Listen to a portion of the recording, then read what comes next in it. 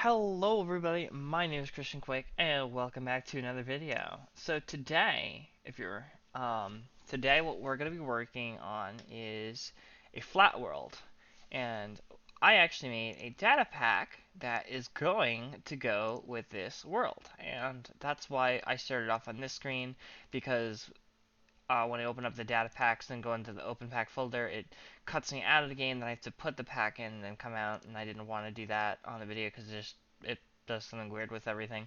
So without further on that, let's go into a super flat. Generate structures is going to be off. We're gonna hit done. In survival, no cheats. It'll be on normal. I can't create the world. Why not? Oh, the name. Okay. So, flat, uh, flat solo. Alright. Woo! I was really curious on that one there. Last minute thinking, I guess. Okay. So when you first get into your world, the first thing that you're going to want to do is make sure that you have a safe place that no monsters can get to you. There's no wood, there's no bonus chest, so everything you basically have at the start is just your dirt and yourself. To do this, you just kind of go one block in. This is the most helpful that I can do. Make a little circle outside and just build that outer rim one block. But you want the end result to be 2 blocks because slimes can't jump over 2 blocks. Make sure that you take all the dirt. It's only if you only break down one in, and depending on how big your circle is, then you can stand on the block on the outside or on the inside, and then fill in the 2 on the outside. And then you can make sure that you have an exit on each of the 4 sides if you wish. But this is just the main base, that slimes cannot hurt you, nothing can generally hurt you. This is your area, this is your safe zone, and this is where we're going to continue to be doing everything that we need. The first thing that you're going to be focusing on is food. You're going to take food from any animal that you can find because your hunger will go out quickly if you just keep running around. But the first thing that you're going to also, like your top thing to be looking for is wool, and you're going to need wool for a bed. I do have the data packs on, and I'm going to show you an example in which this sheep here that I kill will actually drop an egg, and that is because that is part of the loot tables that I've affected in the data pack that I've made. When you get back to your base, I suggest going to make a staircase in the ground and under the ground so that your head isn't exposed, so slime still can't get to you, and try and collect as much dirt as you can. This will be very useful for creating an outer rim, kind of like a fence, if you will. When placing the dirt out, try and make sure that they're 1 every 2 blocks. This is so that you can easily go in and out, and this prevents a lot of the large and even the medium slimes from getting through. If you run out of dirt, you can go and pick out all the bottom places of dirt and then start and continue wherever you left off. And actually, upon making this wall, I actually felt very safe. Like, I knew that not that many mobs could be around me because I have this wall basically keeping the majority of them out. And so I felt very safe, and I was able to take him on just one at a time. If there are multiple variants or a lot of mobs, then you can kind of go back into your base, make sure you block all the 4 corners, and then kind of stick to one of the corners. You can break one of the bottom pieces because they can't really, they can hit you if you get too close, but at a base you can put your head under the block and you can actually still do criticals hits, and because you're using your hand, it'll recharge pretty quickly. So this is a very efficient way to get rid of them, although because you're still using your hand it does take a while. But this is also a way to do it without getting any damage to yourself. So you could basically do this infinitely if you're trying to grind for their iron. And iron is a 1 in 500 chance of a drop, but in the data pack I moved it down to 1 in 40. The zombies, the skeletons, the creepers, they also can drop their heads. I had the chance set to 1 in every 10, as well as their common ones that you already know of, the potato, the carrot, and the iron ingot, which is very important when you get to the iron ingot. But I'll kind of explain that a little bit later and how to even get all this stuff. And also, don't forget that when killing all the zombies to actually collect the rotten flesh. It's very useful. When morning comes around, one of the first things that you're going to be looking for is burning mobs. You can kind of stand back, and this is kind of close to killing me, but I kind of wanted to speed up the process, as well as getting XP points. And you can see that he dropped his first iron ingot, and I was very excited. But I was mainly here for the skeleton. Once it is completely daytime though, and you don't have any problems, try and collect as many bones as you can from skeletons that have dropped it, and it's important to have at least one arrow when picking them all up, but just try and make sure that you pick up everything, because in this data pack, every item is now useful, except for probably like the spider eye. Coming back to the base, you can turn those bone into bone meal, and then you can break that bone meal, because you're going to want some seeds, and then we're going to start and show you some of the custom crafting. You're going to take that arrow, turn it into a stick, and then take the stick and some seeds, make sure the seeds are on top of the stick, and you can get a sapling. Now, to dirty up the sapling and make it a darker little variant, all the saplings are in here, but I personally like the spruce, so I'm always going to go with the spruce.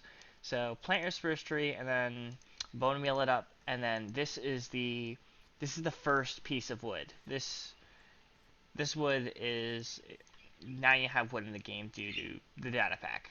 Once you break down that tree, you can take down all the leaves. Remember, don't leave trees floating. But most importantly, remember that you want to replant replant the trees. Trees are very essential for multiple reasons, but make sure you replant them. And then we're going to start into getting some of the things that we're going to craft with the wood. One of the first things that you're going to craft with wood, as we all know from base game, craft the crafting table. This is first thing. And make sure that you put the crafting table in the inside your base. You're most likely going to want it. You know, I like to put it in the center because I made a little circle. But one of the first things that you're going to want to make is your your bed. Once your bed is all crafted, remember to take it out, place it, and then set your respawn point. Going back into the crafting table, we're going to remember that all that dirt that we made. That dirt, 9 blocks, is how we make cobblestone. And then we can start and make tools, which will make breaking everything much easier. Using a combination of the stone tools that you now have, and you can make the quartz saps, you can make a very good amount of wood. And as nighttime approaches, you can finally get your sweet dreams in. So in this clip specifically, you're gonna notice a problem. So I have a data pack, and my data pack works with Minecraft. If Minecraft and the data pack, like, if the game doesn't know what's going on or what to do, it kind of just won't do anything. So if I ever see that something specifically isn't working, in this specific case, I know that when you smelt logs, it turns into charcoal. When I notice that something is wrong, I notice it's because of the file name and the code, so I have to fix it. To do this, you can hear my frustration. I have to personally leave the game, go into the data packs file that I have, and then I have to open up all this long chain of files. And you can't actually see me open up the folder, because as soon as I hit the open the world folder, and then you hear the sprite clicking into all the folders, all you just basically know is it's not a very nice process, and it's annoying. Just to fix one thing, you know, that's just for the coal and charcoal, and it's all because their name's the same and doesn't know which one to use, even though I don't understand how it just can't use both. You know, that part doesn't really make sense, because it just doesn't. It really doesn't. I think it's just getting confused. Like, if it tries using it from my data pack and it also does it from the original Minecraft game, like, does it think that it's trying to produce 2 when they both say use 1? So it just gets confused and it just says, I'm not doing anything. If that's the case, that really sucks. But as you can hear, this is taking quite a while, and I have to do this every time I notice an issue, and I notice an issue every time I do something, and nothing happens. Something that should happen in the normal game that isn't. Once I save it and I join the world, though, it'll be working phenomenally as if it never happened. So, and as you can see, new crafting recipes unlocked. It's working just as a charm. I thought it was interesting how long I was holding on a chest before. Like, I made a chest when it was one of the first things that I made. And I was surprised how long I held onto the chest before I decided to actually use it.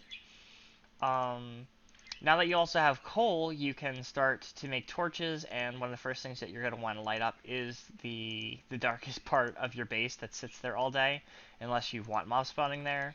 But this is constant grinding. This is me, I'm killing mobs, I'm breaking trees, I am mining so much dirt, and then I have to, I go back to sleep.